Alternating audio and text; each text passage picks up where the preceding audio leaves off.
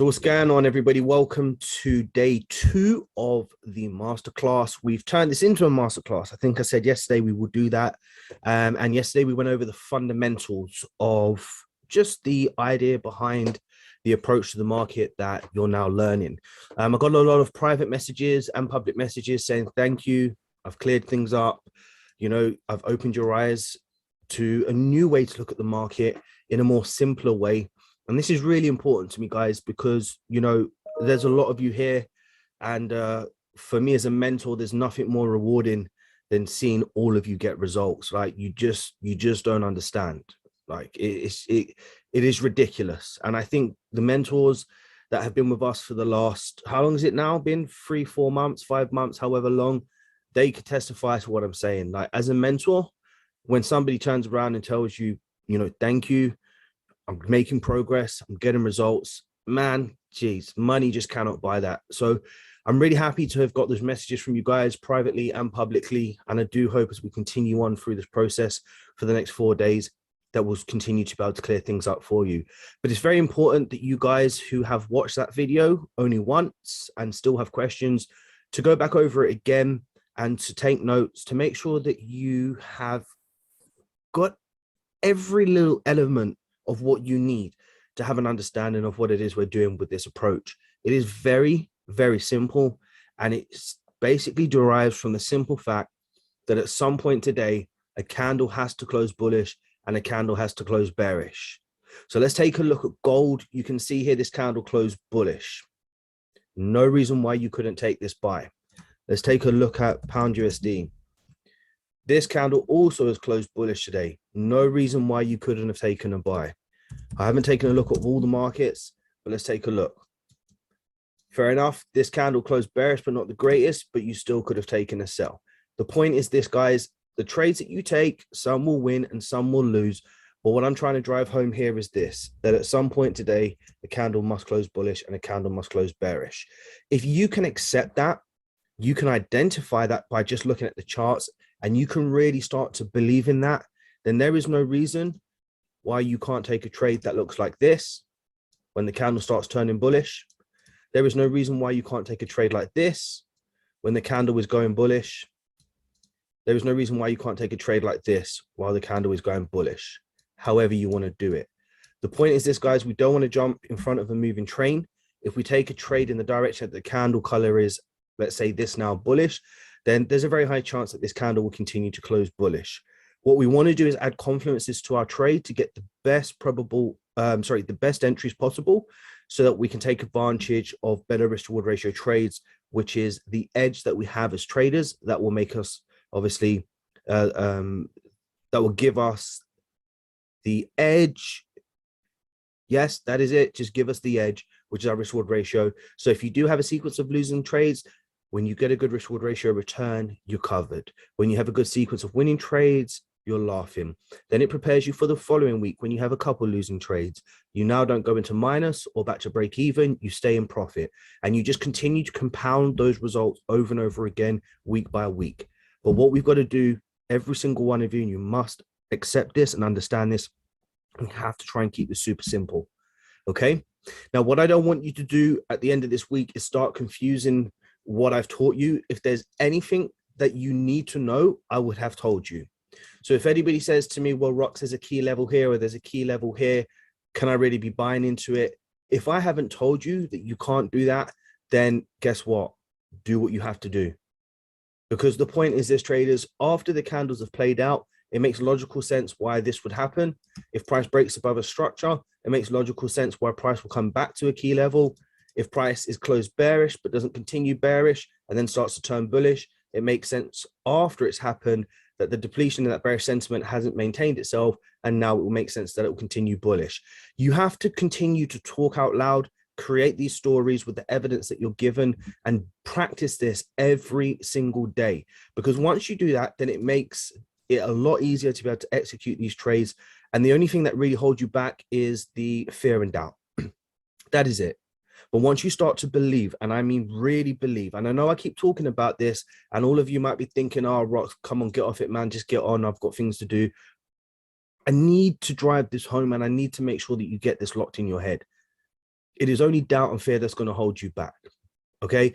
So you need to believe in what I'm telling you and what we can see on the charts right now. Everybody can identify a bullish and bearish candle. At any point that that candle went bullish or any point that that candle went bearish, you take the trade. If it goes bullish and you buy, then it turns bearish and you tell me, oh, Rox, it was bullish first, now it's bearish, then I just say that's a losing trade. But you continue to repeat that process over and over again during a sequence like this, during a sequence like this, during a sequence like this, during a sequence like this, your risk to reward will cover you. And that will be your guarantee that you'll be a profitable trader. So before we continue, do we have any questions so that we can cover this and understand the fundamentals so we can move on from this? Sorry, not cover this.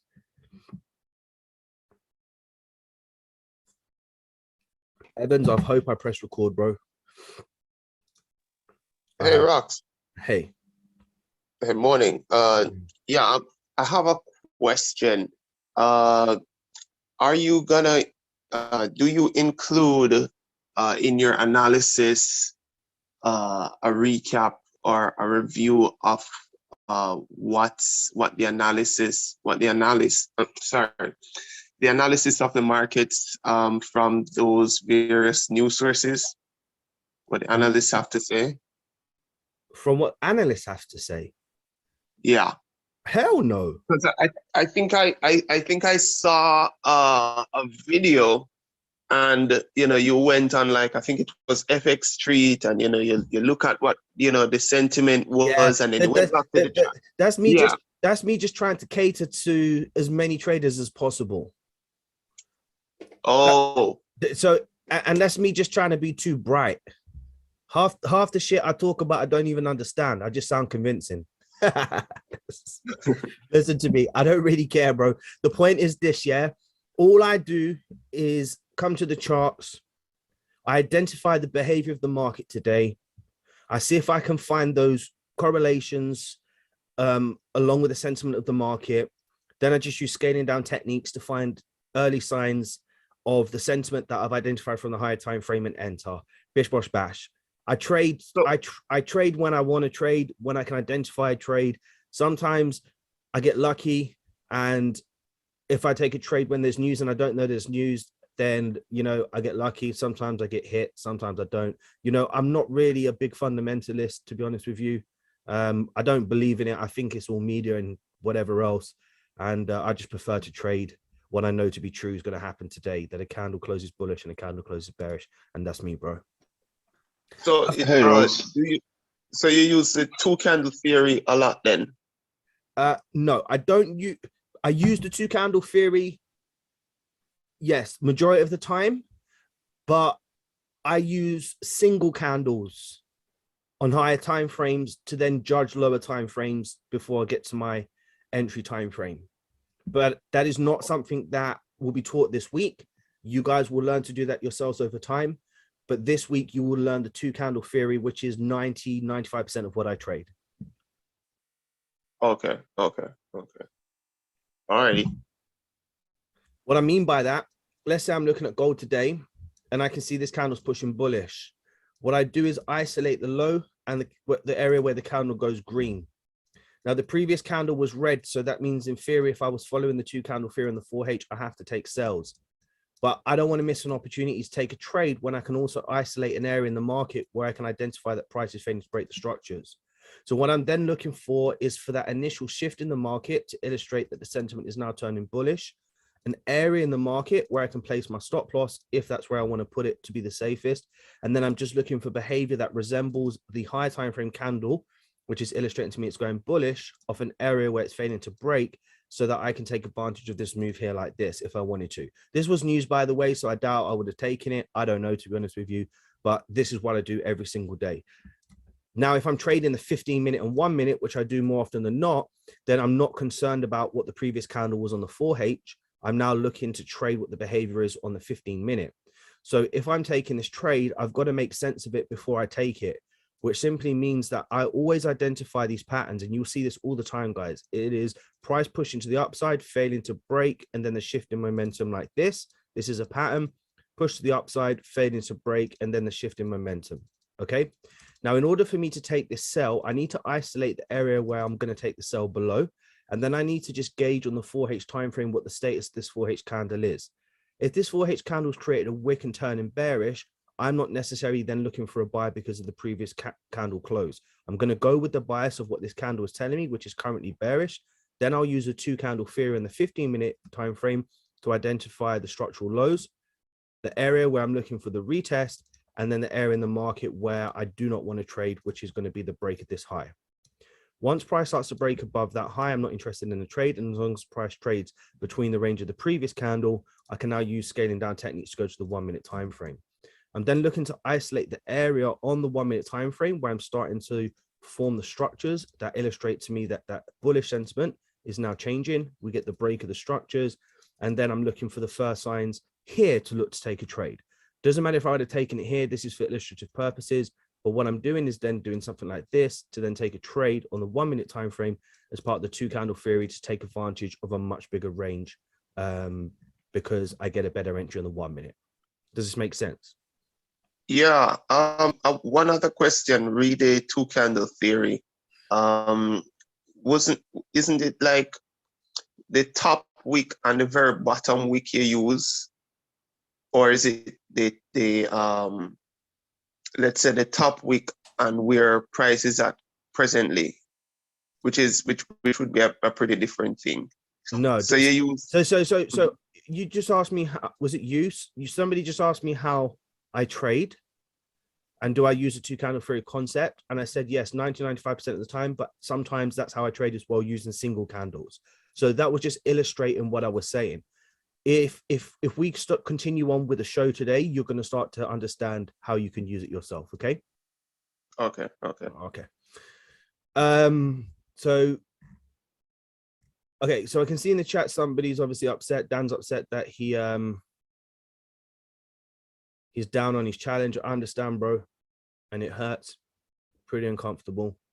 And this is the business you're in, Dan. You have to accept it, buddy. It is a business where the markets are very highly manipulated, and during news events like CPI, the big boys can do what they want without getting in trouble. Yeah, so you just have to make sure that you're keeping on top of it, bro.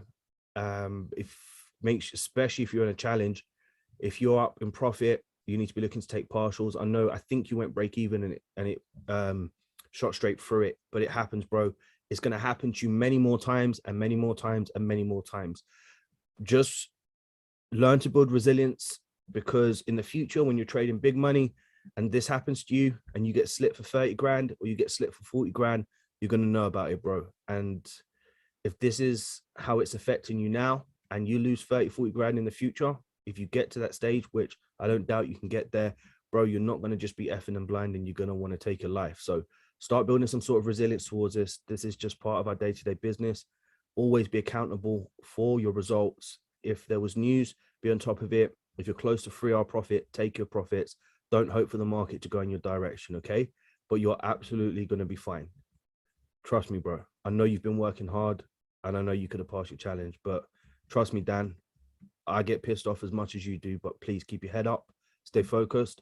You got to bounce back from this, man. What doesn't kill you only makes you stronger, all right? So I don't know how long the video will take after this, guys. It renders for a bit and whatever else. So, guys, do we have any questions on the fundamentals of this strategy, not the intricacies of it?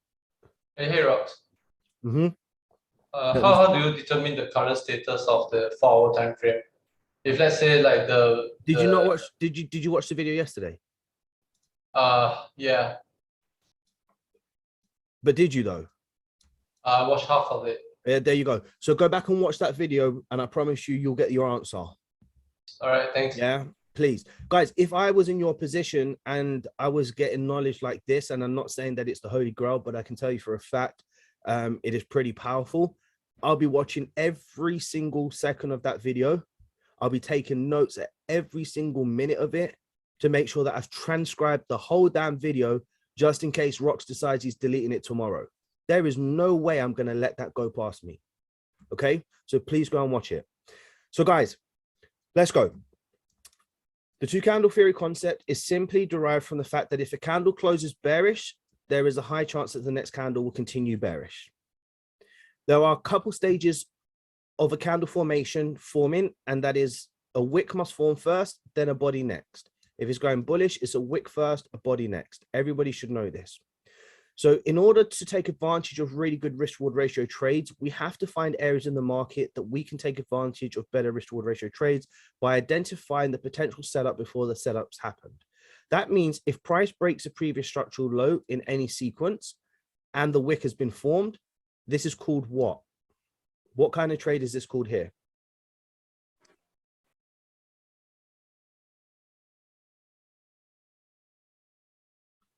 A breakout.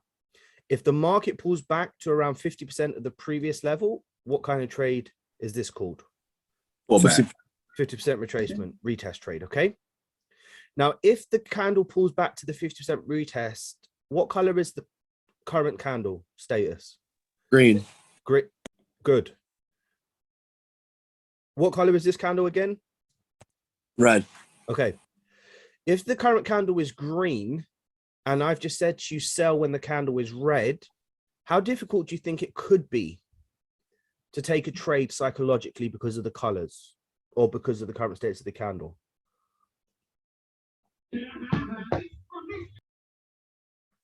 Anybody think it would be difficult? Psychologically, I'm gonna eyes when you should be going to sells. Correct. Psychologically, it could be difficult to take the sells because the current candle is green.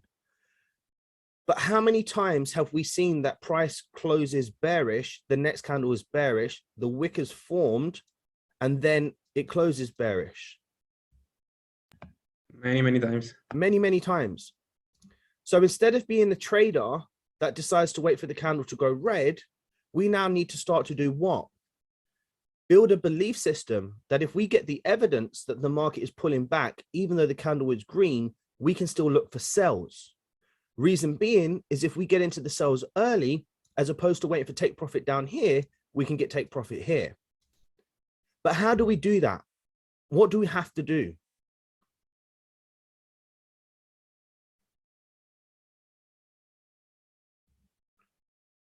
Gather confluences.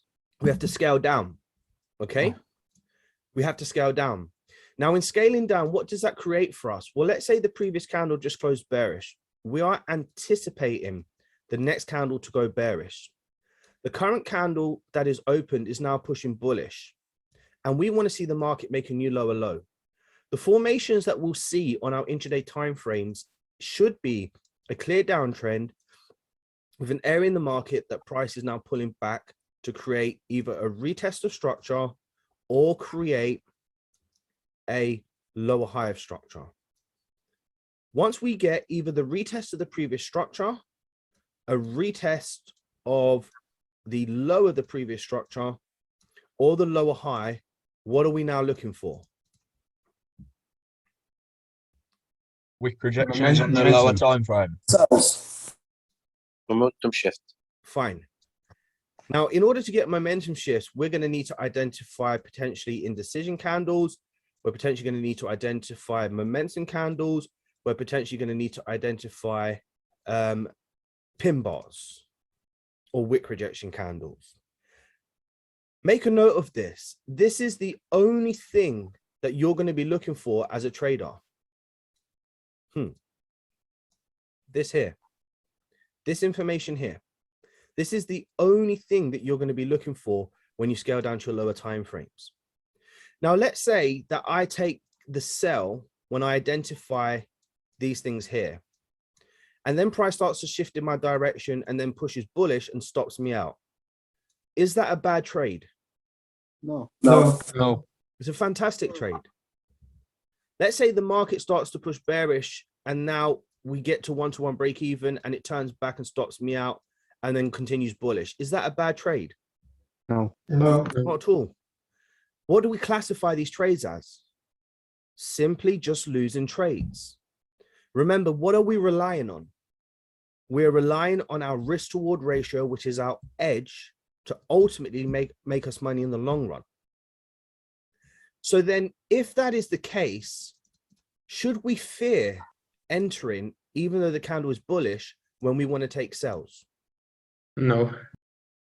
Because we have to create a belief system that all this candle is doing is what? Just a pullback. But what is it creating? The wick A wick. A wick before it then does what? flips and pushes. Turn bearish. Flips and turns bearish. If we scale down to our lower time frames and we see indecision candles, what does that tell us? Buy is not working. We need something a bit more specific. Rejection. There is a depletion in this bullish movement. If we get a bearish momentum candle, we are seeing a depletion in that bullish momentum. If we see a pin bar wick rejection, we are seeing a depletion in that bullish momentum, meaning that price is doing what? It is failing To break. to push higher. If price is failing to push higher, and we see that this previous candle closed bearish, what does that illustrate? That the momentum, carry on, the bearish momentum is still strong. Now, can you see how, from a logical perspective, how this all makes sense? There's no science behind it. And this is the simple theory behind trading the two candle theory. Now, let me ask you something. Let's say we have a key level here in the market. We see that price has come bearish, push bearish, push bearish, push bearish. Then all of a sudden price rallies off of this level when you see the market continue to push bullish. Then the market comes back to this level after a long period of time.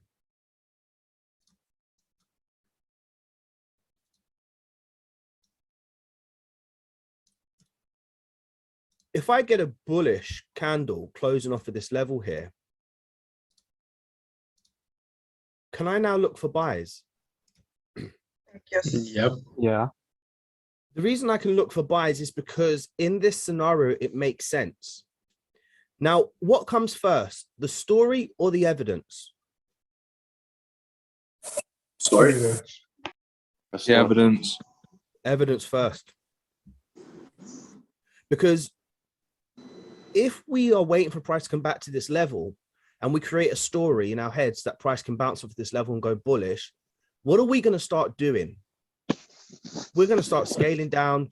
We're going to start looking for evidence on the lower time frames to look for those entries. And then what could happen?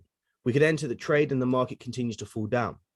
So we're not looking for the story first. What we're looking for is the evidence to then make sense of the story next.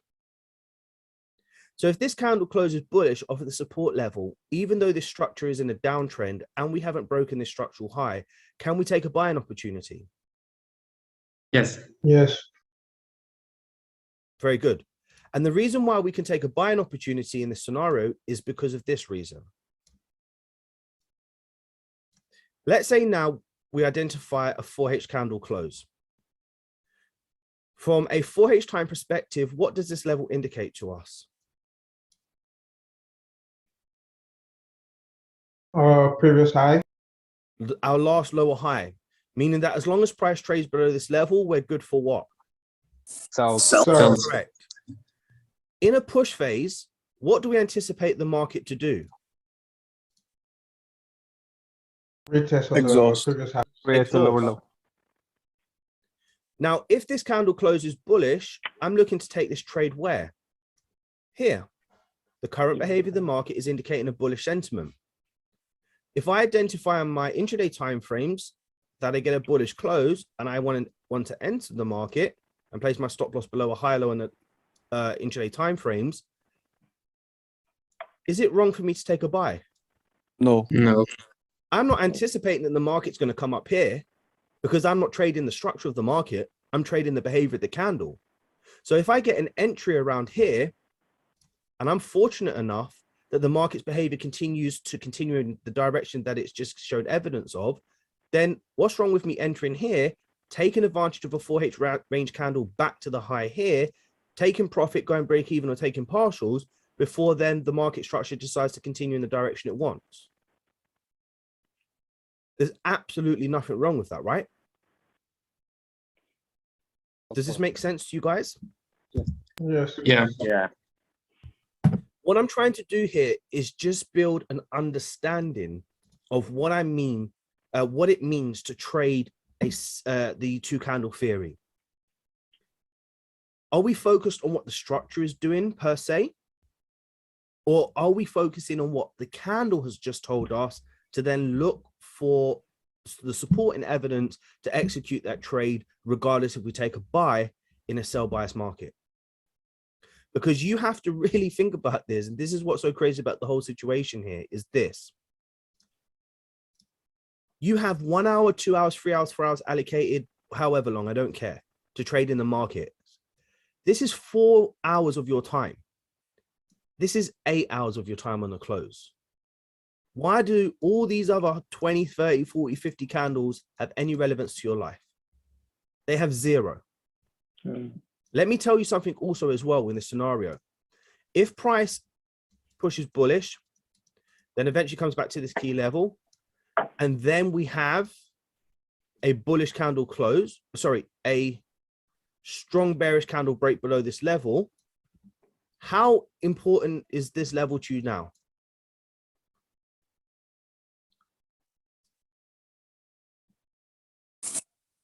I'm probably going to erase it.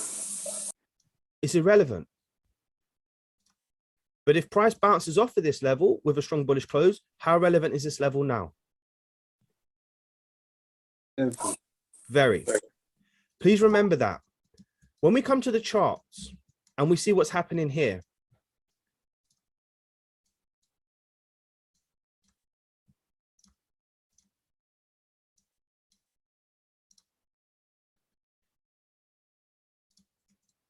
how relevant is this level to us? 16 hours worth of information, so it's pretty relevant. But the candle's closed strong bullish. We could even say that it's closed below this level. I would hope you wouldn't do that. Only intraday traders will do this. You want to isolate your area where the wicks are forming, right? Are we looking for sells or are we looking for buys? Buys.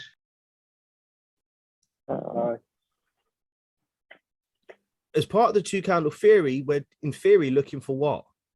Sells. But in order to look for sells, we need the market to convince us that it's going to continue bearish, right? So in a scenario like this, if we place our level here, and then we look to take the sell on the break of the low here, this is now classified as what? Our retest area. This is now classified as our breakout area or our break and retest area. Okay. Is this candle convincing enough for us to take the sell if we get a retest?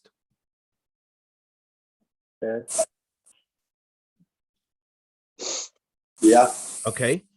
Not really. If price pulls back to make the retest, what is our range? 50%. Yeah, I know that, but what is our range for sells? To the first area you marked. Correct. Back down to this low. Now, 33 pips is a lot of pips, but let me ask you something. If you're trading this on the 4-hour time frame and you get a wick that forms like this, pushing bullish, yeah, you have a wick that forms like this, then you get down to your lower time frames and you see a bearish close, and then you place your stop loss above the wick. Do you think that this is a favorable trade? Yeah. Yeah. No. From a 4H perspective, is this a favorable trade? Yes. Yes. It's not.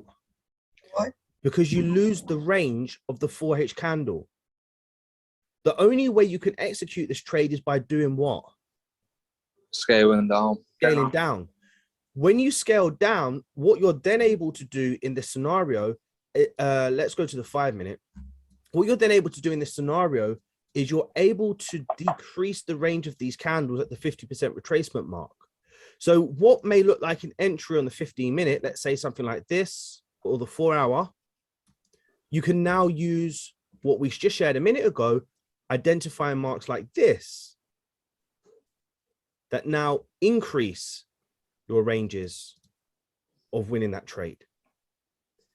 Now, I tell you why you need to be aware of this, because what we have here is a scenario where we do believe the next candle will be bearish based on the information. And this isn't just based on the fact that the candle closed bearish. We have to make sure we're gathering our evidence.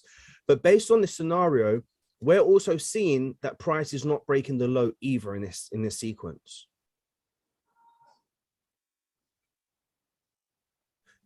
Does this make sense? Yes. Okay. If we had a scenario where the price has broken this structural low, and no, let me find a better one, this scenario. And I'm going to go over some really good examples in a minute, right? But let's say in this scenario, we have an area where price is broken this level.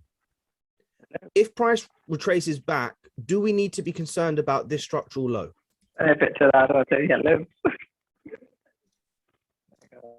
Do we need to be concerned about this structural low? Not really. No, because this is the area in the market where price failed. We have the evidence of price breaking, and now we can just anticipate a very simple, easy continuation trade. The reason why I'm highlighting this, guys, is because a lot of you just think that if there's a setup, I can take it because it looks good. What I want you to start doing is identifying high probability trading setups based on how the market is forming in terms of the scenario that we have here when we have the break, not concerned about the structural lows, versus an area here in the market, which may not look significant to you, but at the time, you can clearly see that the market is doing what?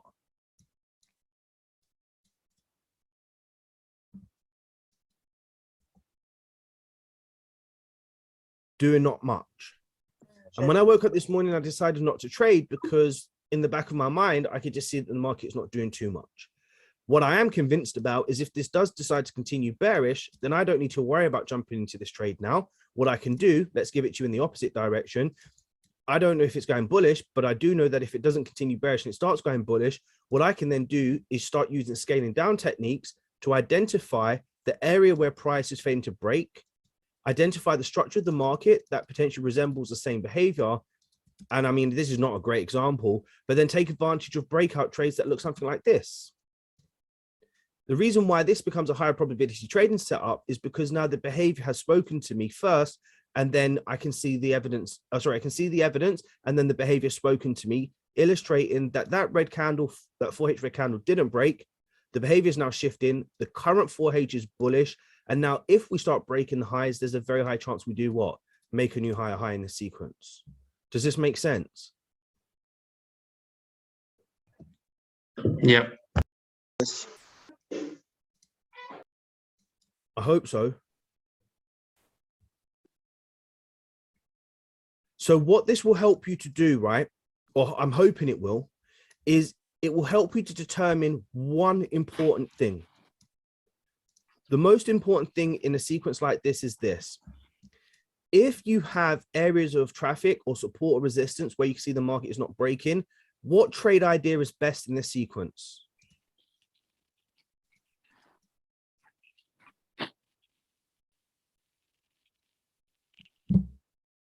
What trade is best in this sequence? Waiting for the breakout. Very good. It makes sense in this sequence to look for a breakout because you had added confluence. If the market is speaking to you and you don't have anything for price to resist, then you can look for what?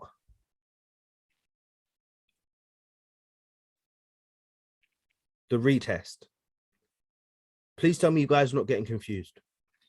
Aaron, yeah, fire away. Hey, mate.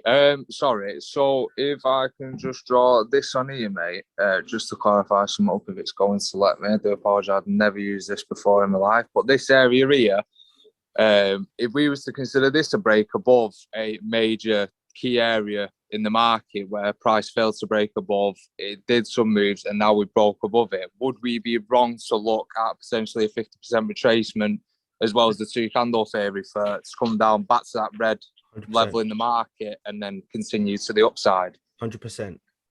Right. Just to clear that up. Thank you very much. Let me explain something. What is a better entry? Here or here? Further below. All right. If you miss the best move, what you're supposed to do? Stay out. Second best. Oh, Right, fair enough. Yeah. Right. Stay out. No worries. Thank you. If I took this sell based on the 2 candle theory concept, or based on what I just told you, a candle has to close bearish, I can only take this trade in theory back to this level here before I have to think about management, simply because it's around the 50% retracement of the previous candle. Okay. If price comes back to this level, then I have to question whether I'm going to be looking for the 50% retracement of this previous candle, anticipating this one to go bullish because of, firstly, the status of the 4H candle, which is strongly bearish, and the fact that this is a very strong move to the upside that can be corrected based on news. The reason why trading strategies, the reason why trading strategies cannot be made rule-based is because of the variations. Okay, I think we're going to go too difficult here, but what we have to be considering at the time is what evidence makes sense in this instance. If the range of this 4H candle had pushed, let's say, to a decent range, then it would make sense that there's a higher chance this can continue bullish. Let me just tell you why. Every candle has a range, right? If this candle has pushed bullish and we're looking for that 50% retracement, and we can identify that the range of this hourly candle has met the range of the previous candles, what is the chances that this candle will continue to push bullish? It's very slim.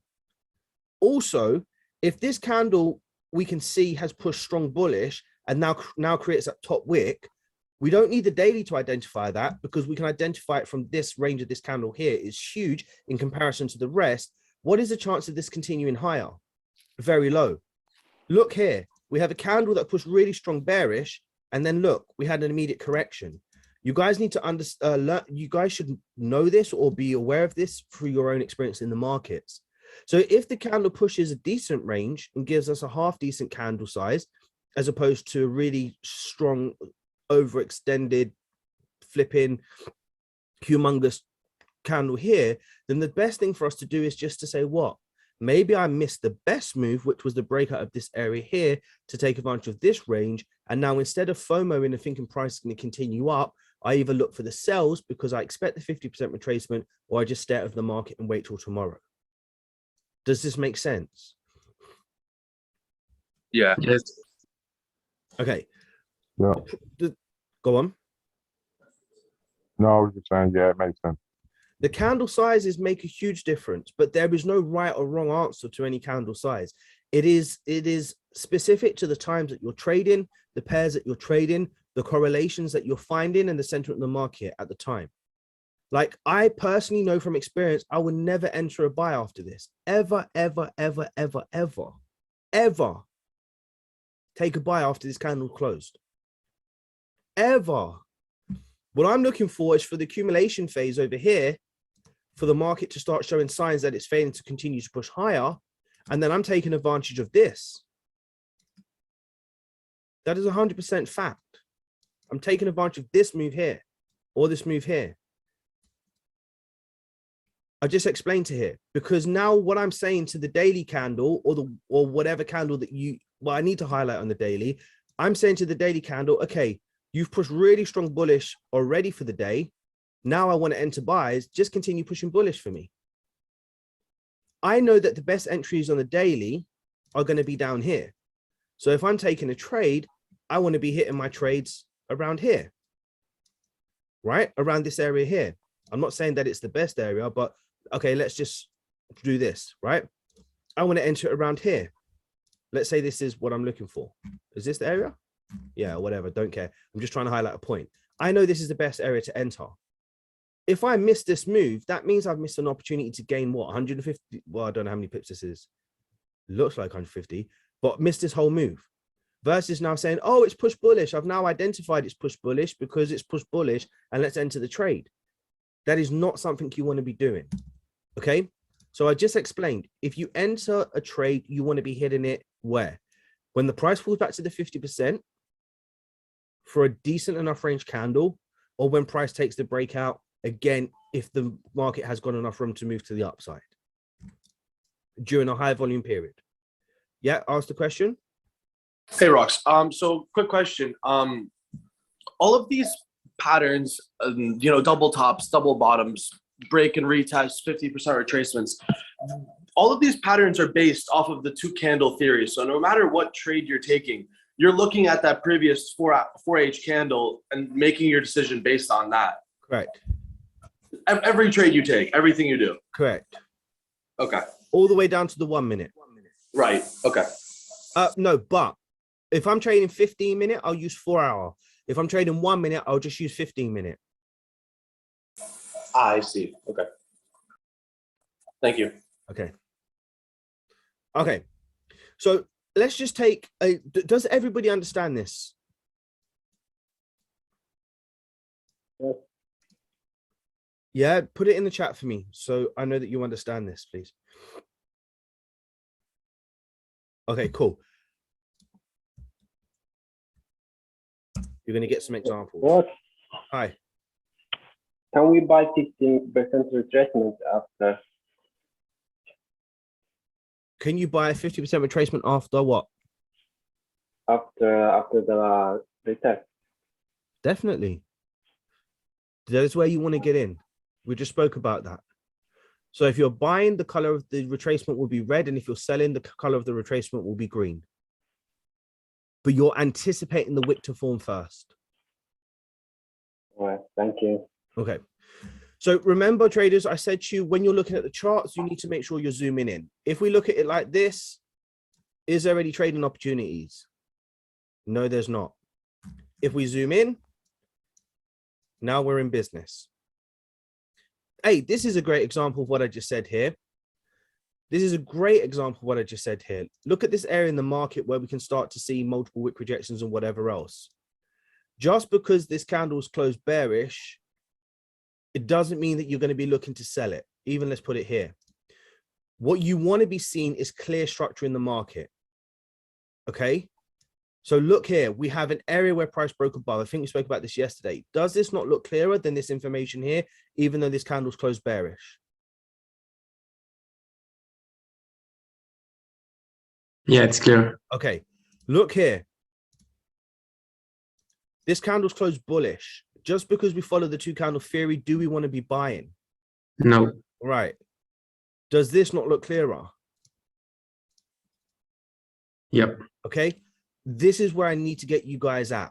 Let's say now we're looking at this scenario here in the markets. We can see prices just broke above this area. Is this a buying opportunity after this candle closed green? Yep. Okay, but what do we have to consider? We're not a pullback phase. No, forget about that. We have to Okay. consider this area here where the wick rejections are. Okay, let's say now this candle closed green. Can we buy? Yeah, we have a little range. Yeah, we have a nice area back to the upside. Yep. Okay, if this candle closes bearish, can we sell? Yeah. Absolutely, we have enough room back to the downside. Look here, price created a level. This candle closed bullish. Can we take a buy? Yeah. We can consider it. We probably wouldn't take a 50% retracement on this, would we? But we might take a breakout. Using 2 candle theory in the 15-minute time frame, we can look for opportunities. Does everybody see how this is? Like, we just have to use common sense here when looking at these scenarios. And I think opposed to common sense, I've been really trying to think about this, but as opposed to common sense, it is just what it is, right? Some days we're going to come to the markets and the trades are going to do what? Work out for us. And some days they're not. As long as you're following the rules that you've created based on the fundamentals that you're learning, then in theory, there's no reason why you should be a profitable trader as long as you're not doing dumb shit. So now it's just time.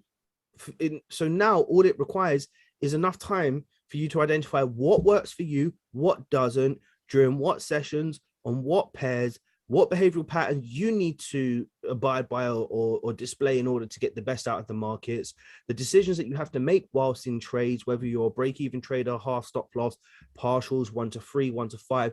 This is what you guys are going to have to work on. The approach is very, very simple.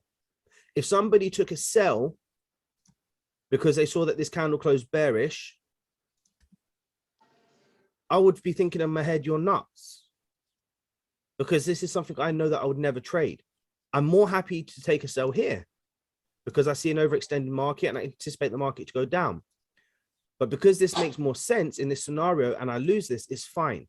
But taking a sell like this or like this in this scenario, it makes no sense when the market is speaking to us. Okay. What about this current candle on GJ now as previous close bearish? So the previous candles closed bearish. So what I'm doing in this scenario is just isolate my structural low, 50%, and my structural high. I'm now anticipating pound to be weak. I need to see pound weakness, okay? I'm looking short on that myself, if I'm being honest. So I need to see pound weakness. Pound is not weak. At the moment, pound is not weak. So now I need to check for yen weakness. CAD needs Aussie dollar needs to go up. CAD needs to go up. New Zealand dollar needs to be going up. I see this. I see this. USD JPY. Now, yen is not weak. So that means I'm relying on pound. Sorry, yen is strong. We're looking for yen strength. Pound weakness, yen strength. Sorry, yen down. Nope. Yen down. Nope. Yen down. Euro weakness. USD down. So euro is showing signs of weakness. Yen down. Now, so now pound is not weak. Previous candle closed bullish. Previous candle closed bearish. So there's no confluence. Secondly, I'm relying on JPY strength. Yen is definitely not strong. Looking at the market structure. So that means that this trade is literally, well, I don't know any smart sayings, but this trade is just a death wish, a death trap. But if you are trading this, what you're looking for is for price to come back. Now, don't even trade it, man. It's up to you, whatever. But you're looking for price to trade around the 50% region, or you're looking for price to create a strong bearish candle close or multiple wick rejections to isolate then a structural low that you anticipate price to break, and then you're looking to take the trade once given that evidence. There is no evidence here whatsoever to take this trade. And I think with the market analysis, the way we've just gone over it, there is absolutely no evidence that you should be relying on yen strength or pound weakness. Does this make sense, guys? Hey, Rox, is that how you identify currency strengths in the morning? You just tell yourself JPY up, JPY up, JPY up. Correct. That's what you do? Correct. Got you. Now, you guys might be saying, well, is that enough? Well, go to the days where the markets have moved really strong, right? Let's go to the days when the markets have moved really strong. Let's start from here. This is 8th of April, 6 and 10, right? On pound USD. 8th of April, right here. So if we see that the market conditions on the 8th of April have been moving strong to the downside over here, and we can see that here it hasn't followed the same, what could that suggest to us? That's not as strong as we think it is. Correct. Yeah. And I beg you guys really trust me when I tell you this. It's probably best to stay out of the markets because there's probably a lack in volume. Okay. Or there is not enough correlation that lines up to push the market in the direction we want it to go. I'm trying to find something that does correlate. Let's take a look at this. This is on the 11th of April at 2 o'clock in the morning, 2, 6 and 10. 11th of April. No, again, we don't have a correlation there because we have a discrepancy with yen and pound. Let's try and find, I just want to show something to you guys where we had strong market conditions. This might help. Please, God. Yes. Look here. Okay. Strong bullish, strong bullish, strong bullish, strong bullish, indicating what? Potentially Aussie dollar strength. Now look here. We have it lining up. Strong bullish, strong bullish, strong bullish, strong bullish. Please be up. Yes. Strong bullish, strong bullish, strong bullish. If you start to see this behavior, let's say at 2 o'clock, and you start to see this behavior at 2 o'clock, and then you want to trade Aussie dollar JPY, and you see this behavior at 2 o'clock, guess what that gives you? Immense amount of confidence to say, hold on, Aussie dollar is strong. It lines up across the market. I can't see anything going on with pound or USD, but I can see Aussie dollar strength. Here's confirmation that I'm on the right side of the market today. So when you do scale down, you can then do what? Look for potential trading opportunities. And I'm telling you, guys, I'm telling you, at one point or another in the day, you will find that if the currency that you're trading is strong, the market conditions will line up. And that is what you call a high probability trading setup. What date is this? The 10th? No, it wasn't the 10th. 6 at 10. 6 at 10. 6 at 10. Money, money, money. You know, money, money. Like today, the reason I didn't trade is because of the market conditions. I just couldn't understand. On pound, one was going bullish, one was going bearish, and then in gold, it was what was gold doing again at the time I was at the charts? Oh, I don't remember, but it wasn't doing anything special. Okay. And that is it. I'm staying out of the markets. I'm not then saying to myself, oh, look, this candle's closed bullish, this candle's closed bearish. Oh, hold on, this candle's closed bearish, time to look for sells. Because if this candle closes bearish, what time is this? 12 at 6. 12 at 6. 12. Yeah, that candle closes bullish, bearish. Now you're saying, oh, I'm looking for sells. Then you go over to pound and then it's done this. It doesn't make sense. Do you understand? To look for a continuation of that. What you will find, guys, is one pair will lead, the rest will follow. I hope I've driven home this point. And this is what keeps me out of the markets, guys. This is what keeps me out of the markets. When I can't make sense of why pound is supposed to be strong on pound JPY, but it's weak on pound USD. I want to trade the days when I can see Aussie dollar is going ham. Boom, boom, boom. Then I'm confidently going to take trades all day long. If I don't see it, then you have to stay out.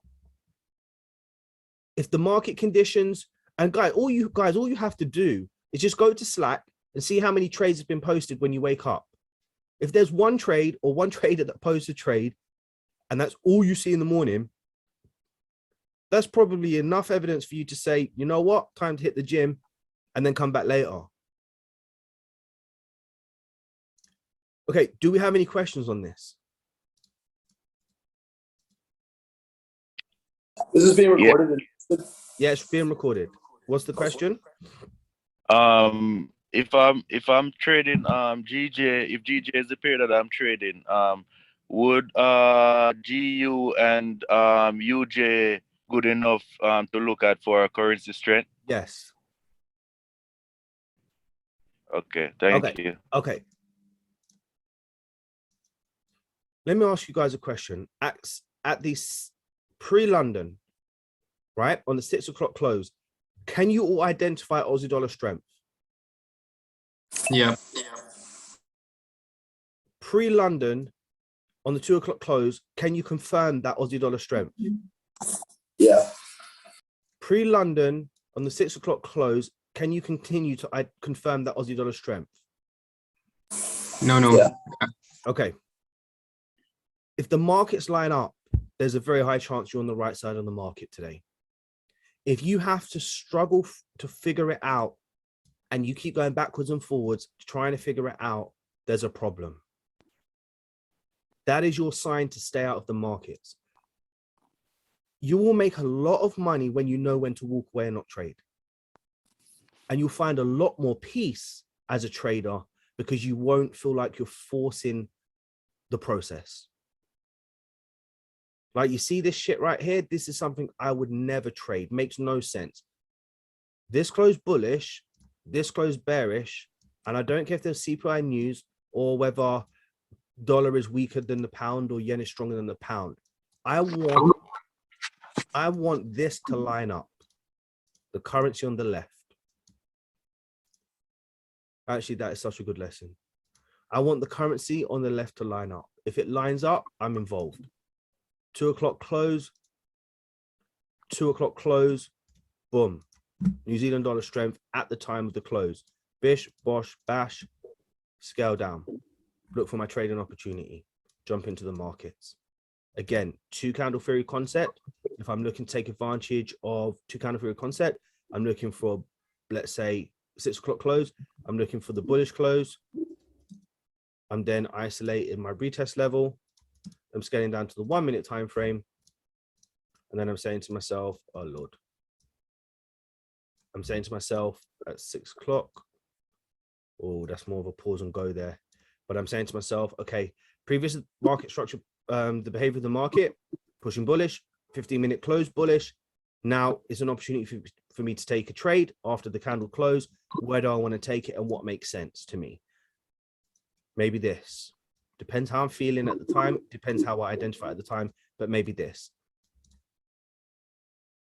Okay. That is. Can I ask something quick? Pardon? Can I ask something quick? So based on what you just said now, right? If you look, say at all dollar pairs, say NU, EU, GU, all of that 4-hour close strong bullish. So that give you confidence to look for a buy against one of them. No, I don't care about yen or USD in this situation. I'm looking for. That's a great question, by the way. Now I'm talking about now current price, like EU, GU, NU, AU, all 4 hours close strong bullish. So would that be confidence enough for you, or would you look? You're talking about current, like right now. Yeah.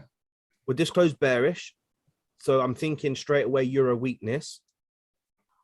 The previous candle closed bearish, so yeah, euro weakness. The previous candle closed bullish, so now there's a discrepancy, right? Yeah. Okay, but what I'm now looking at is what is the current status of this 4H candle in this scenario. I've either got to do one thing: identify the status of this candle, because I have 2 confluences here, which is euro Aussie dollar showing signs of euro weakness and euro yen showing signs of euro weakness.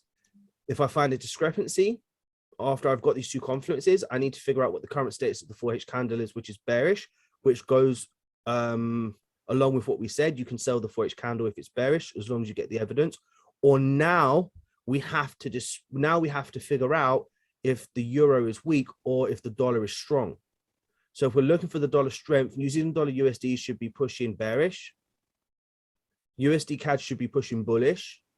And USD Swiss franc should be pushing bullish. Okay. So now we've got weakness with the euro and strength in the dollar. Yeah, but now you're looking at the open candle, not the previous close. Yes, Yeah. of course. Yeah. All right.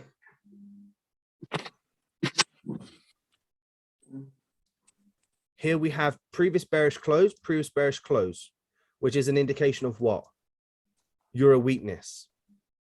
If you use a third pair and you get a discrepancy, which is a previous candle close bullish, you now need to justify why euro wasn't strong on the previous close. Oh, sorry, euro was strong on the previous close versus being weak here and weak here. Does that make sense? Yeah. Okay. So in a scenario like this, what I'll be saying to myself is I'm identifying euro weakness. It's a shit time to trade, by the way, guys. But let's say I identify euro weakness and then using scaling down techniques to identify the behavior of the market on that candle close. And then I'm saying to myself, if I get the bearish sentiment shift, which will be this information here, I can look to take the trade. Now this becomes a very high probability trading setup. Not at this time, guys, but this is how you would approach it, because we've identified the euro weakness and we've also continue to add confluence to that by looking at euro Aussie dollar, previous candle closed bearish. And then we're also identifying over here that the euro is pushing bearish at this moment in time. If the euro is weak, every euro candle should be going bearish. So now if we take a trade, all we're anticipating is that this 4H candle being the one that's lagging right now, should continue to follow through.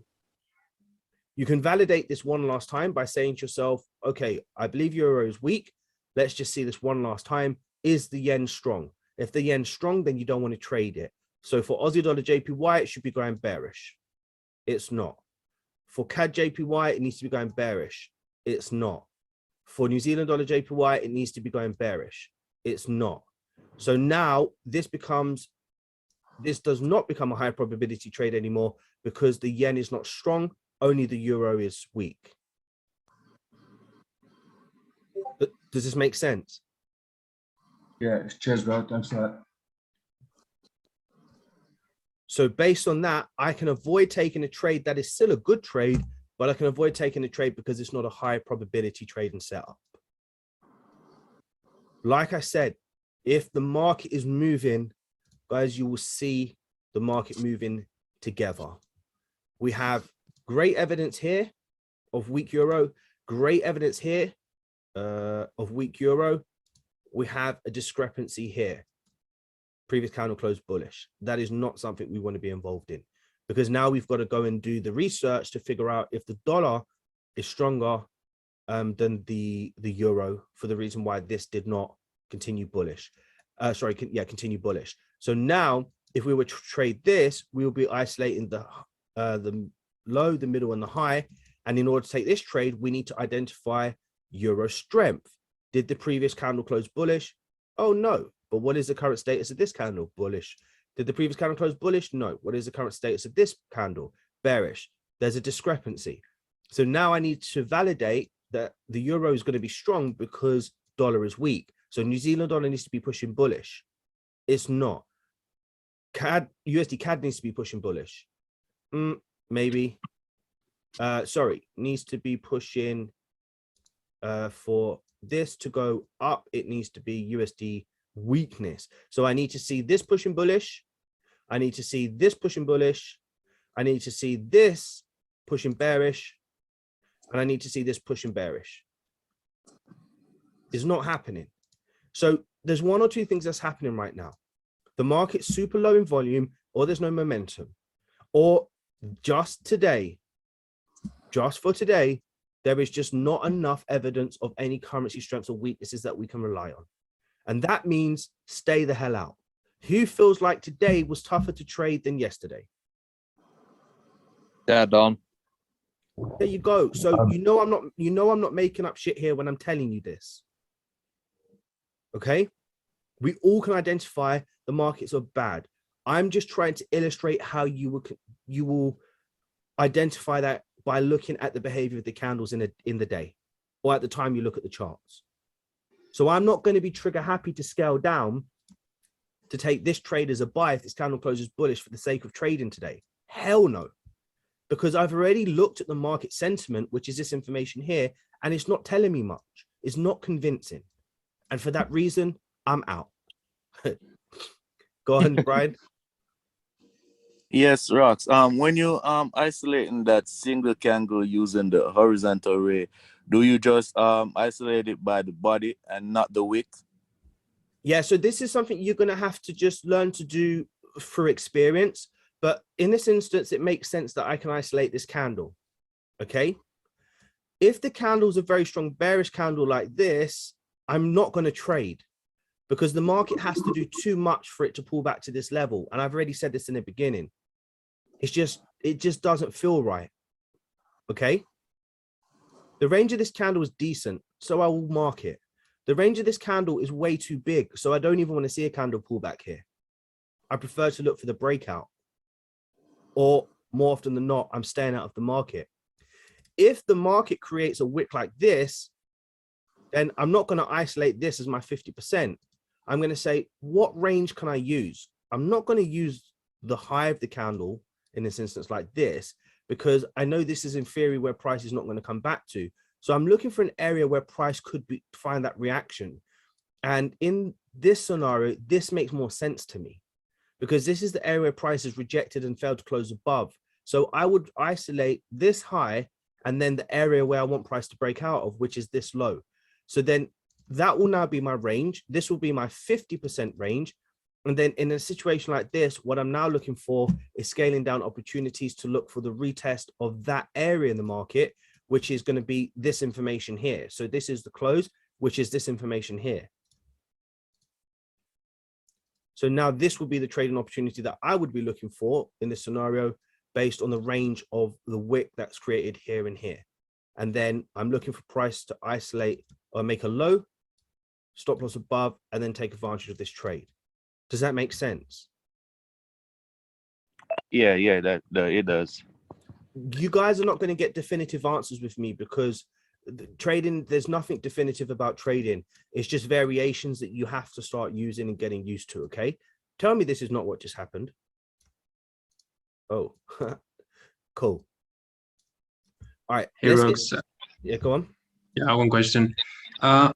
Any tip about waiting for the week, you know, because sometimes I got that for each closed and then again, just, I don't know, 3 minutes happens and... Let me explain. Again, it is down to you guys. The reason why I know the answer to these questions without you even having to ask me them in full, so I'm not being rude, is that I've broken this strategy down layer by layer to create the 12-week workshop so I can explain all of these things in details. So I'm not being rude when I cut you up. What I am just trying to say to you in this scenario again is you have to just execute. If you're the trader that wants to wait for the wick, all you're waiting for is for extra confirmation. That's the trader you become. But there will be times when the wicks do not, the wicks will not form and it will continue in your direction. That means you become the trader that takes the breakouts or the initial momentum move. You are not going to know the answer to that question unless you execute enough trades to figure out what is and what isn't working for you. And the reason why I'm not giving definitive answers is because I don't have an answer. Some days I will execute, on the immediate breakout. But if I can see the market is hot and I can see that the euro is strong or pound is strong, man, I'm jumping in on the breakout ASAP and I'm not waiting for that wick. But then there are days where I'm a bit hesitant and I want to see a little bit more confirmation. So I'll wait for the wick. Does that make sense?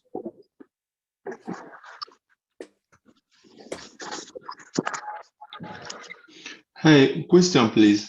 Yes, Prince. Okay. I have a very big question about this currency strength. So because I trade only one pair, sometimes I get confused about the currency strength. Should I use 15 minutes or 4 hours? What time frame are you trading? So basically, I dump my direction from the daily candle and 4H and then trade on 15 minutes, 15 minutes.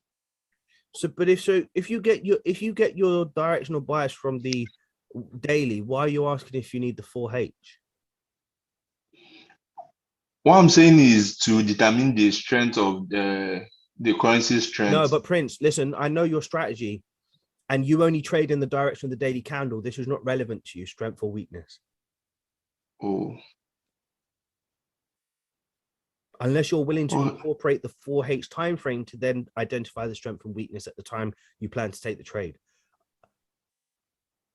But your problem is if the daily's bullish, and that's why I don't like using a daily, but if the daily's bullish and then you have a 4H bearish close on pound yen, and then you check the currency strength and pound JPY and pound USD or pound Aussie dollar is bearish as well, then your daily candle becomes irrelevant, which means that you're not trading within your plan, which is in the direction of the daily candle. So you're going to have problems.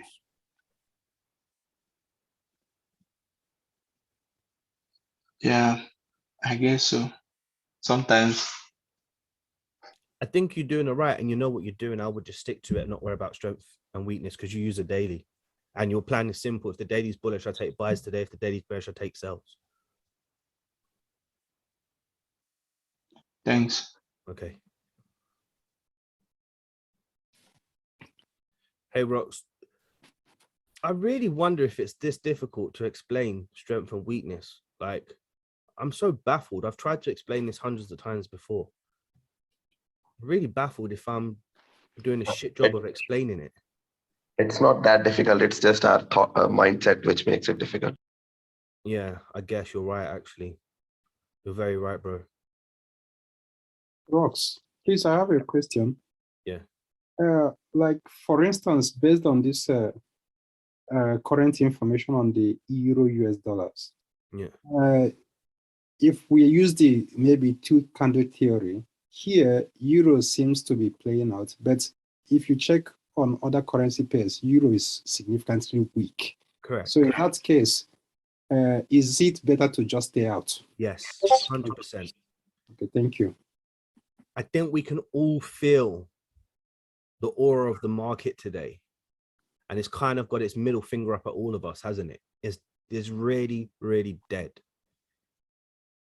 And when you get that feeling, you have to listen to it and you have to stay out. Not every day is a trading day, man. I promise you guys, you'll make so much more money if you just recognize the days not to trade and walk away. That day is, and to identify those days is when you say, hold on, this doesn't make sense. Oh, there's a bit too many wicks. And nothing's broken any structures. That's the day to stay out. Because I can promise you guys, when the market is moving, you will see it. I mean, this sticks out like a sore thumb, does it not? Even before this even happens. If you woke up in the morning and you saw this, you'll be ready. But to wake up and see this, come on, man. You have to be staying out, okay? Unless something is super vivid and makes sense based on the strength of the market. So why is Euro Aussie dollar going down?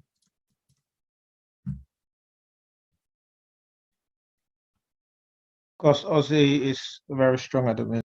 Very good. So if you want to sell Euro Aussie dollar, what do you have to do? You have to identify that Euro is weak. Is this going down?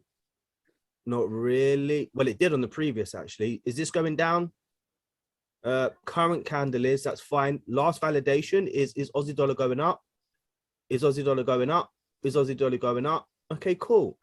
Now, as part of the two candle theory, you have a previous candle red, next candle red, based on Aussie dollar strength. You see slight weakness, not major, and you can look to take that trade. It's that easy. Or you go to Aussie dollar and say, Aussie dollar super strong. You had opportunity here, London Open, New York, and now this candle here. But everybody else is doing what?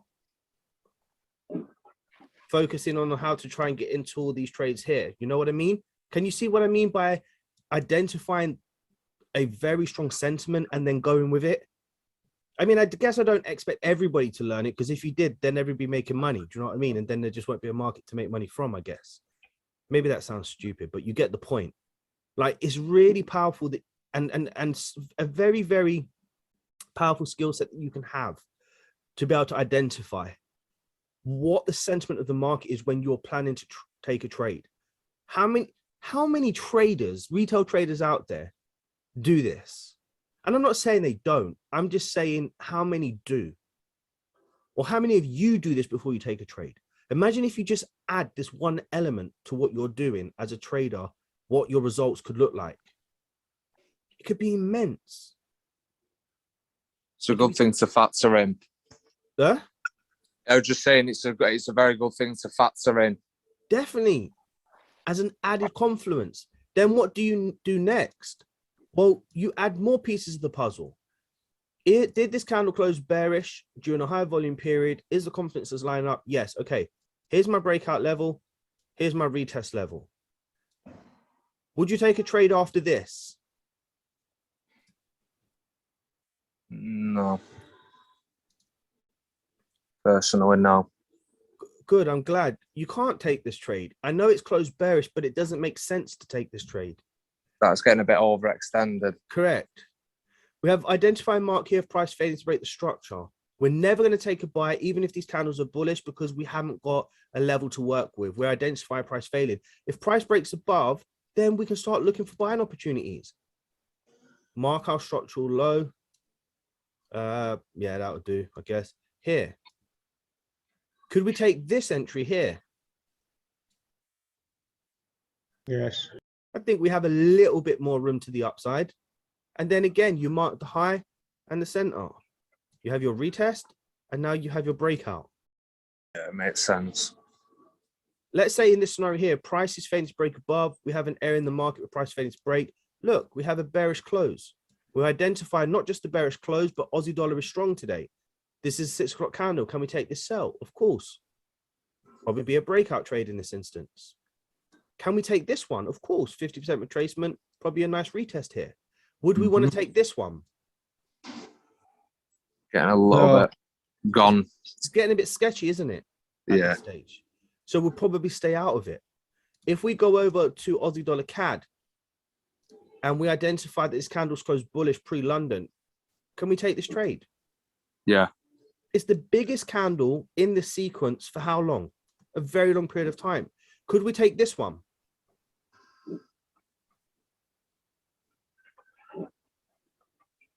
I think we could. Again, it is risky. Down to you to make a decision. Some may not.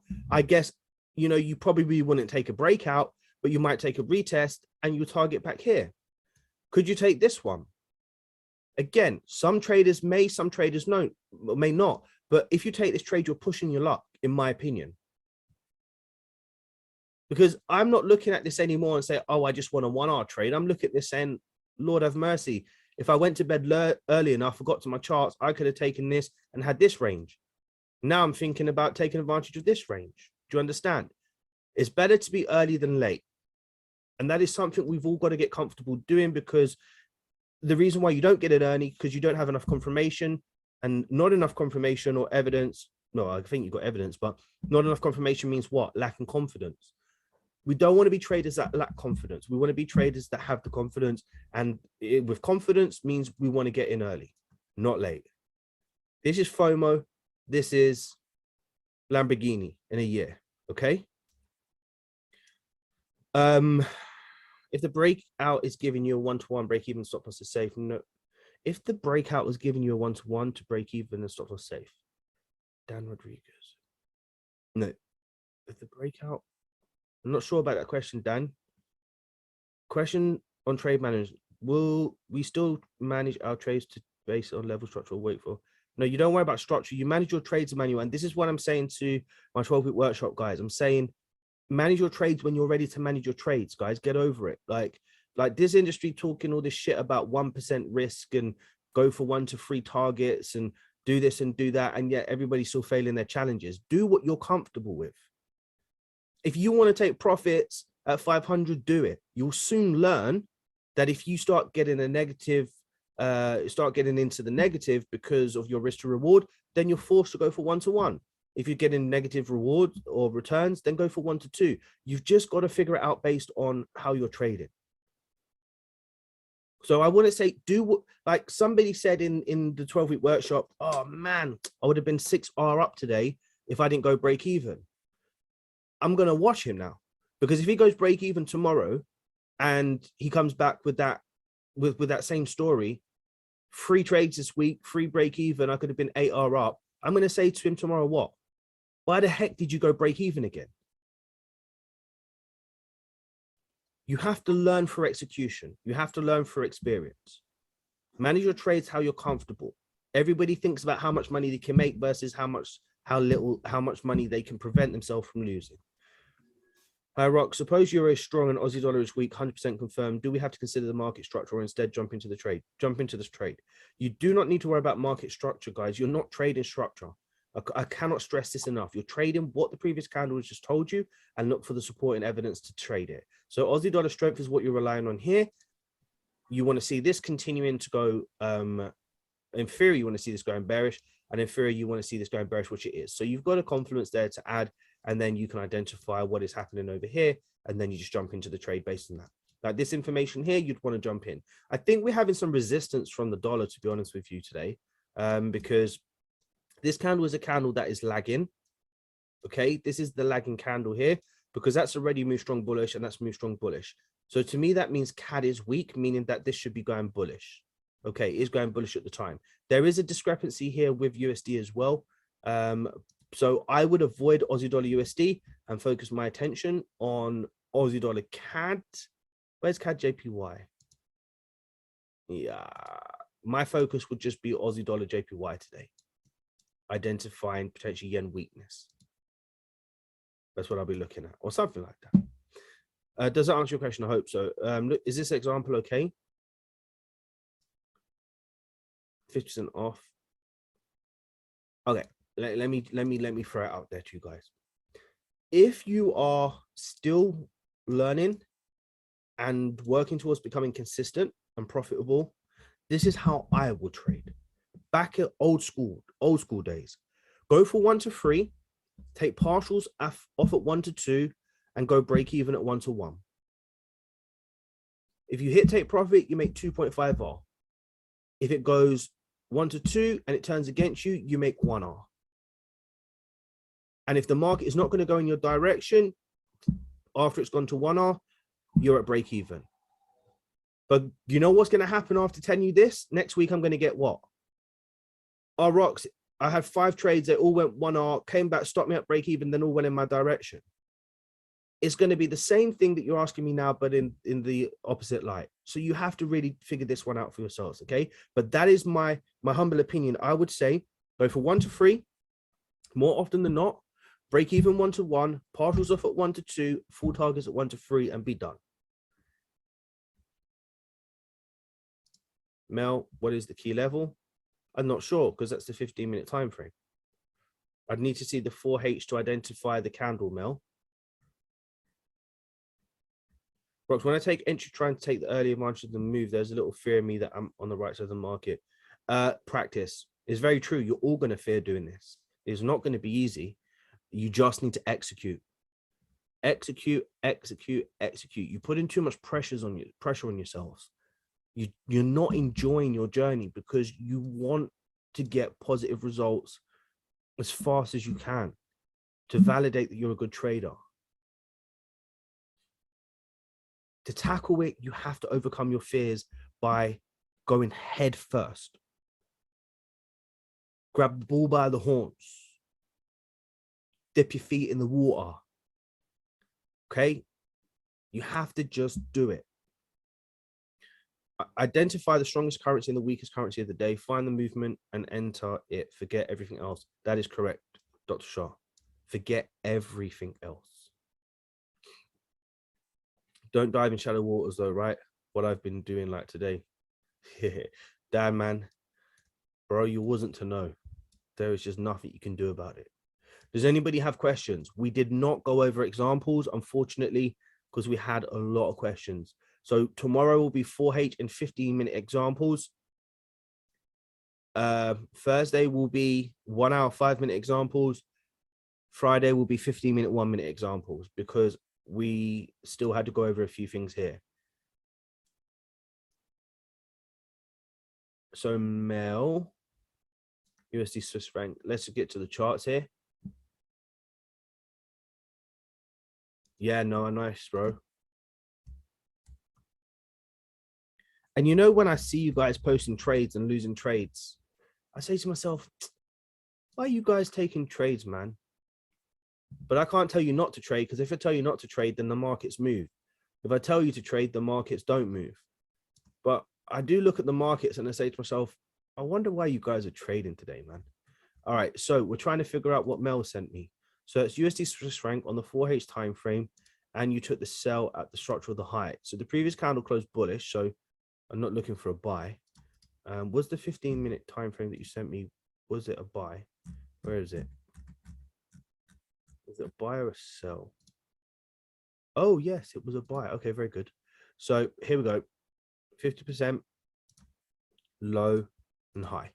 This is not predicated just on the fact that that candle was closed bullish, okay? We also need to identify at the time that USD is showing signs of strength. So this is 6 o'clock, 12th of April. We need to see USD at 6 o'clock bullish. Okay. USD at 6 o'clock bearish. Okay. USD at 6 o'clock bearish. Yes. Okay. That's good enough. I'm happy with that.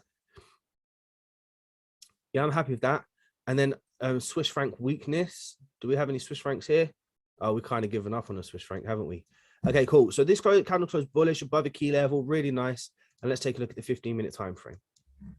On the 15-minute time frame, we'll isolate the area in the market where that candle closed. Here. Uh-oh. Uh-oh, Mel.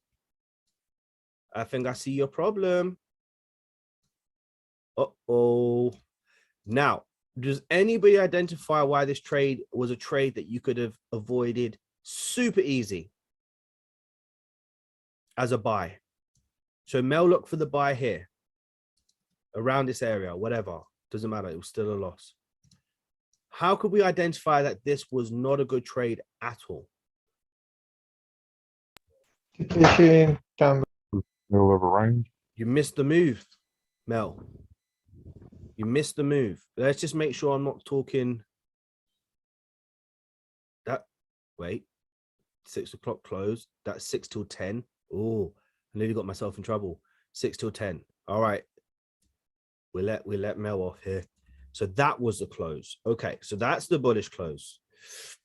Then you're looking for price to come back to a 50% range here. Okay, and then this is your entry. Yeah.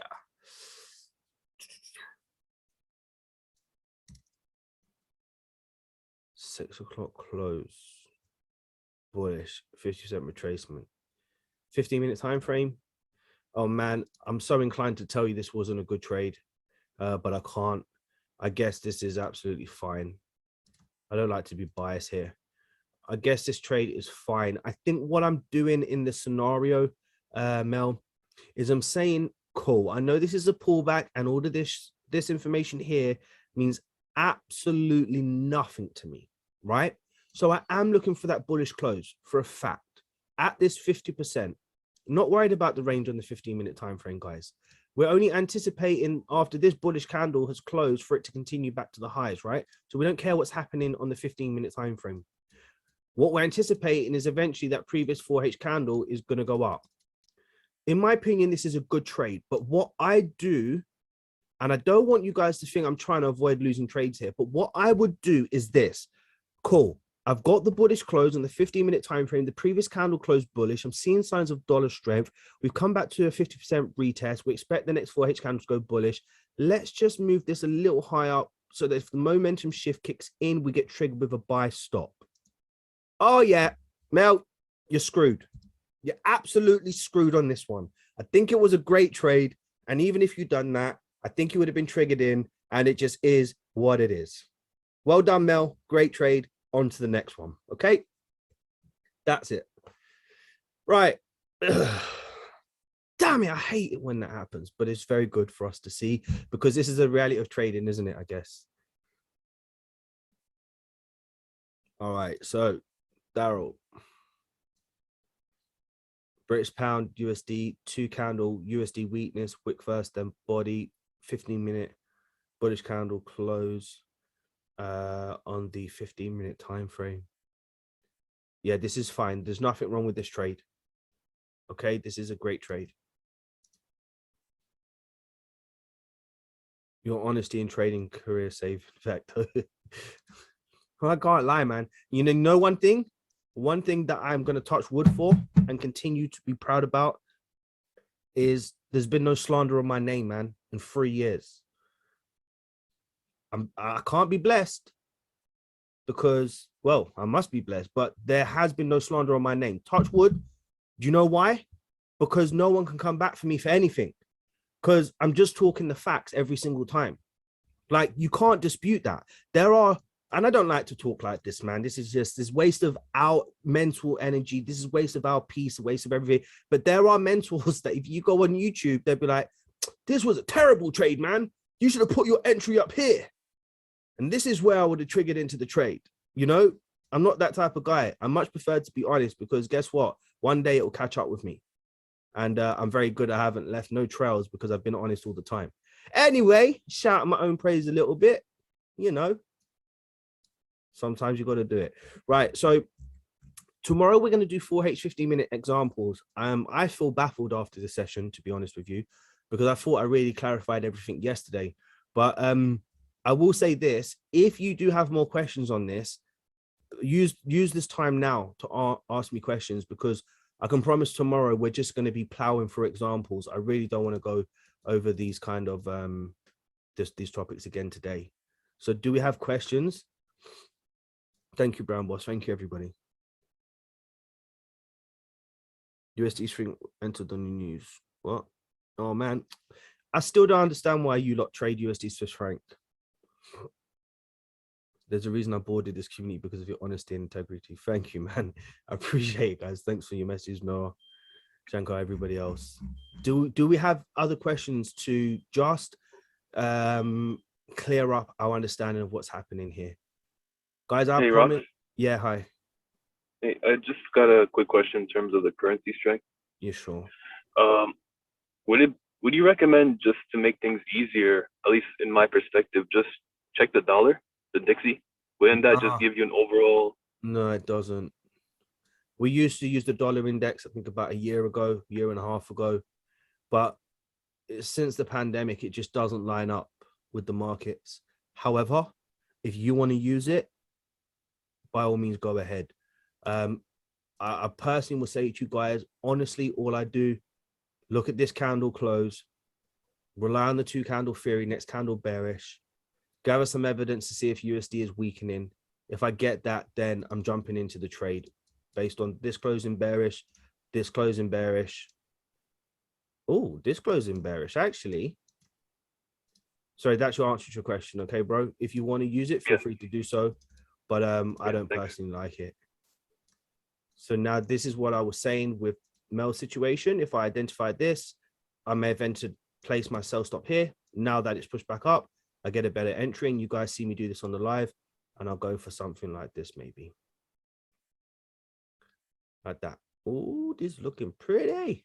But the problem is looking pretty and trading at this time is just not, it doesn't go hand in hand.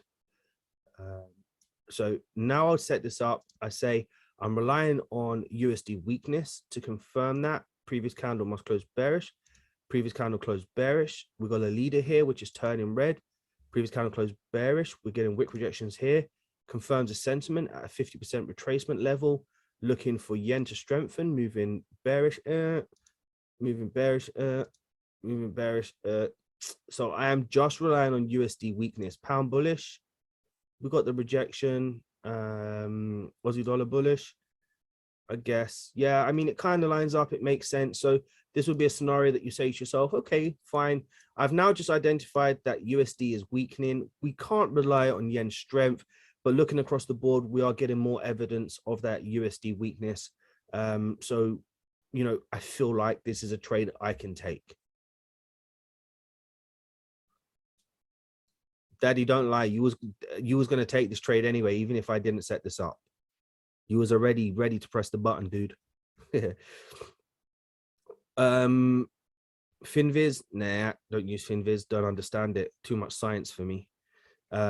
We have used it in the past, but seriously, it's too much science for me. And remember, anything like that is always lagging. Does 2 candle theory work better at a certain time? Yeah, it works better when the markets are moving. And you can identify that through the candles and the market sentiment. Guys, have you just ever woken up in the morning and been like, damn, these markets are moving? And you jump into a trade and you're like, wow, that was the quickest trade of my life. Like, you need to kind of have that feeling every day. If you come to the markets and you're not getting that damn feeling, then you just don't trade. And that's when the 2 candle theory works best. That's when any strategy works best, when the markets are going through that stage. Rock, what's one behavior of gold that helps us? Nothing, unfortunately. Gold is in a league of its own. It doesn't have anything to support it, in my opinion. Rox, are you seeing Swiss franc strength currently? Oh boy, I hate Swiss franc. I really hate Swiss franc. Strength, no. Yeah, maybe. Previous candle closed bearish. You got that kind of 50% retracement. Was there an entry in this? Oh yeah, there was a little a bullish candle close here. Then from that level, I'm looking for the 2 candle theory in the 15-minute to get to the 1 minute. Oh no, that's painful. You probably wouldn't even get an entry in that. That's the 15-minute close bullish. That's the 15-minute close bearish. What the heck is going on? Wait, I've done something wrong here. Where's that damn candle gone? You went to the 5. Oh, did I? Oh, yes, I did. Okay, fine. That's the bottom line. But then I don't want to use it, but that's the bottom line of the 5. Okay. Okay, makes sense. Then the 5-minute close is this one. That's a continuation. Oh, no trade, whatever. Swiss franc strength. I only have one Swiss franc here. Let me take a look at what is another Swiss franc? Swiss franc JPY, huh? Swiss franc needs to be pushing. Yeah, bro, rocks. In particularly, I took a breakdown recently on GBP CHF. Yeah. And then I made a break even on Euro CHF when they did a breakdown like an hour ago. Just wondering on those. All right, dude. Let me check. So Thank you, bro. So Swiss franc previous close bearish. Bullish sentiment failed, indicating weakness in the pound. So bearish. Oh, look at that trade. I told you, man, not to take that one. Bearish. The pound is in a league of its own right now. It's showing signs of resistance. Previous candle closed bearish, wick rejection, meaning Swiss franc strength. This must close bullish, but it closed bearish. Too much discrepancies here, bro. And I'm going to tell you why. I mean, good luck with your trade if you're in it, but I'm going to tell you why. What moves the market on a daily basis, guys? What currencies more often than not? Major one. Yeah. Euro. The major one is USD. Yeah. Then, I mean, definitely Euro, but I'm not a fan of Euro, but definitely USD, Euro, Pound, and Yen. Okay. So if you're trading Swiss franc, in this scenario, you don't want to rely on Swiss franc being strong or weak. You want to be relying on Pound, Yen, Yen being strong or weak. Wow, you learn new things to teach when you get questions like this. Does that make sense? So every day I'm coming to the market, I'm saying to myself, is pound strong? Okay. Is euro strong? Okay. And what's happening with the dollar? Then I identify where I see the most movement, and then I validate that by saying, okay, yen is weak, Swiss franc is strong. Like, you've got to practice this, but does that make sense? Or did I just confuse you again for like the 100th time on one session? I think we need a masterclass just on currency. Oh, Lord. Currency strength. I'm so done with it, man. Like this currency strength thing is killing me. It's killing me. It's pretty simple to me, honestly. Oh, I'm glad to hear, bro. Complicated. It doesn't sound that complicated at all. No, I just think it just goes against, like somebody said, what you've learned up until this point. Because you don't look at a single candle to give you strength. You look at this, right? And then you do this. And then once you've done this, you go down to like the 30-minute time frame or whatever, and then you start doing this. So now you've got what? You've got a market structure that's pushing bullish, a trend that's pushing bullish, a retest at a previous level, and then you do things like this. Not saying it's you, like I'm not taking the piss out of you lot. Like, you're my students, I guess. Like, I shouldn't even say this in the first place, but the point is this: that's how most of us have learned to trade, huh? That's the truth. That's how most of us have learned to trade. Near enough, thereabouts, whatever. Boo-hoo. But that's how it's been. So now we're not now relying on the fact that dollar is weak at this time. We're relying on the fact that dollar is strong at this time, because this is what you've been waiting for the whole day. So you take the trade.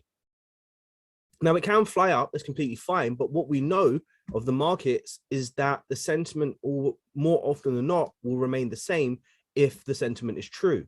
So if this previous candle closed bearish, and this one is closed bearish, and this one is closed bearish, we're starting to see a reaction from USD CAD and USD Swiss franc, then the chances are that this is going to continue bearish. So if you do take a buy, it might be a short-term buy, but because of the resistance you're seeing in the weakness of the dollar, it will only be a short-term buy. So you're better off working with the sentiment of the market, which is illustrating USD weakness, and hope for the best that the previous candle closed bearish, you get the 50% retracement, and this candle will continue bearish back to the downside. Remember, always entering when the candle is green. Whew. I've been on this hour 42 minutes. I'll tell you what, it's gone so quick. I don't know if we're enjoying it or we're trying to clear up confusion. But I can see that you guys are saying it's making sense, which makes me happy. And I guess you're just going to have to watch over it again a few times just to really understand it. I'm really hoping tomorrow we can just go through examples. And yeah, that's it really. Just go through some examples of 4H 15-minute. On Thursday, we'll go 1H and 5-minute. And then Friday, we'll go over 15-minute and 1 minute. We'll have a lot of content to watch and rewatch, make notes, and then hopefully you're ready to come back and start smashing it at that point. Remember, I said it is going to take about 90 days for all of this to sink in and for you to practice it and get familiar with it. Okay. Does anybody have any further questions? I'm here at your disposal. Currency trend. I'm joking. Have a good day. Thank you.